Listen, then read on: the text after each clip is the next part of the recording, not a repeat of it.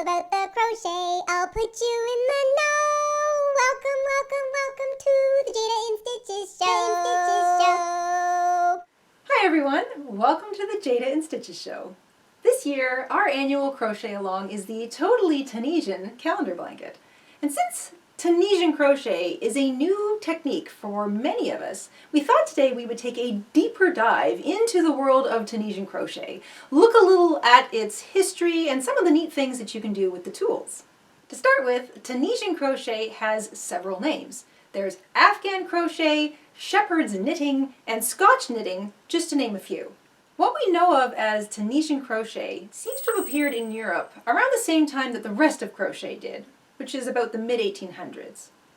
Now, there is no direct evidence to suggest that Tunisian crochet actually came from Tunisia. In fact, most evidence points to it having originated in France, which of course leads to the next obvious question: why is it called Tunisian crochet? Well, no one knows for sure, but I would like to take a moment and do a little speculating. Tunisian crochet has a unique woven look to it. In fact, depending on how you use that hook and what colors you use, you can get a really neat woven tapestry look that's very different from regular crochet and even knitting. This might have reminded mid-1800s Europeans of fancy tapestries or carpets, and most fancy tapestries and carpets of the time came from far-off, beautiful, exotic places like Arabia and Tunisia. So I think that Tunisian crochet may have got the nickname Tunisian just to sort of set it apart from regular crochet and knitting. That said, the exact origins of Tunisian crochet are still very much in dispute by needlecraft historians around the world, and this is largely due to the fact that tracking anything to do with women's work throughout history is quite difficult. Photography didn't exist until 1826, and needlecraft wasn't really mentioned widespread in print until the 1770s, and then a little later when magazines aimed at a ladies' audience started to appear in Europe. As such, we have to rely on mention of needlecraft of any type in things like diaries or letters, or find and date actual pieces of needlecraft, which is also problematic because most things like crochet and knitting were meant to be used, and used they were, often until they fell apart completely. Now let's talk a little bit about tools and techniques. Afghan or Tunisian crochet uses a long hook, which is a cross between a regular crochet hook and a knitting needle. There are different versions of these hooks, and they are used for different variations on this particular crochet method. The first one, the most recognized one, is the classic Afghan or Tunisian crochet hook. This is a long needle-like hook with a hook on one end and a stopper on the other. Using a traditional Afghan hook, you never turn your work. A full row of stitch work is created by doing a forward pass and a reverse pass. So you never actually turn your work, and your yarn is always on one side. Second, there are the double-ended crochet hooks. These hooks can be long or short, but they have a hook on both ends. This hook can turn, so you can turn your work at the end of a row. You can work two different colors or two different balls of yarn at once, and this can create really neat double-sided fabric that has a color on both sides, really interesting textured fabric. If you're using the short double-ended hook, you can work in the round, meaning you can make seamless hats or sweaters. And this is done by picking up a few loops on one end of the hook and then crocheting off those loops using the other end of the hook. And in this case, you would use two different balls of yarn, one for either end of the hook. And lastly, there is what I think of as the ultimate blanket hook. This one is a regular crochet hook that has a wire attached to it and a little stopper on the end. This is so you can work many loops at a time. And these blanket hooks or Afghan hooks are made for making larger projects like big sweaters or even blankets. A new technique can require a little bit of troubleshooting because we're not necessarily going to be perfect right from the off. So we thought we would talk about some of the things that people regularly run into and some of the ways you can kind of help alleviate some of the problems when you're first learning how to do Tunisian crochet.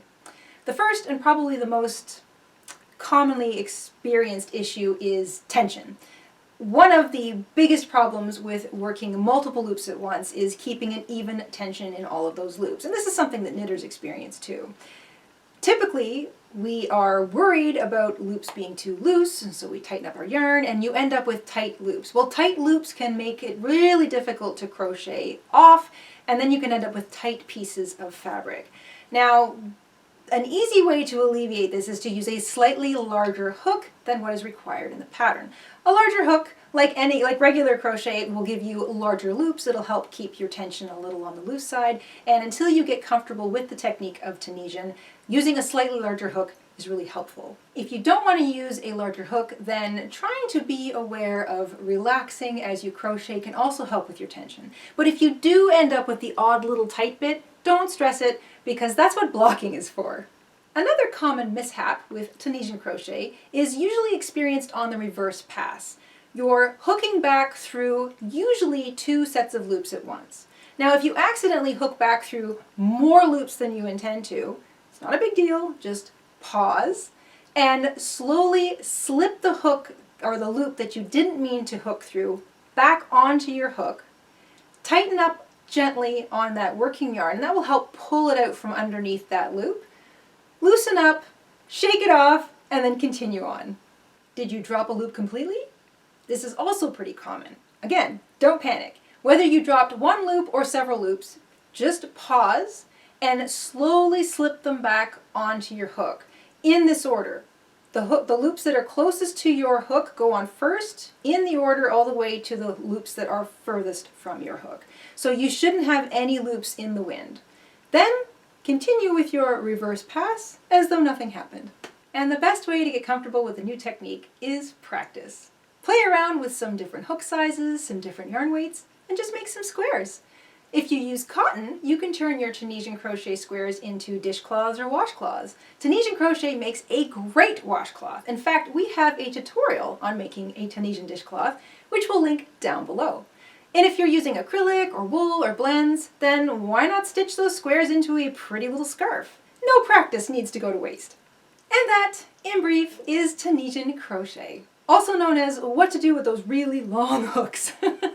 We hope you enjoyed this little peek into the wonderful world of Afghan crochet. We will link the first video in our 2022 calendar blanket series down below. That's the Tunisian simple stitch square. And we'll also link our Tunisian dishcloth tutorial, because that one especially is really great practice. And that is it. We will see you soon here on the Jayda InStitches show. Until then, stay safe, stay crafty, and have a great week. Bye everyone.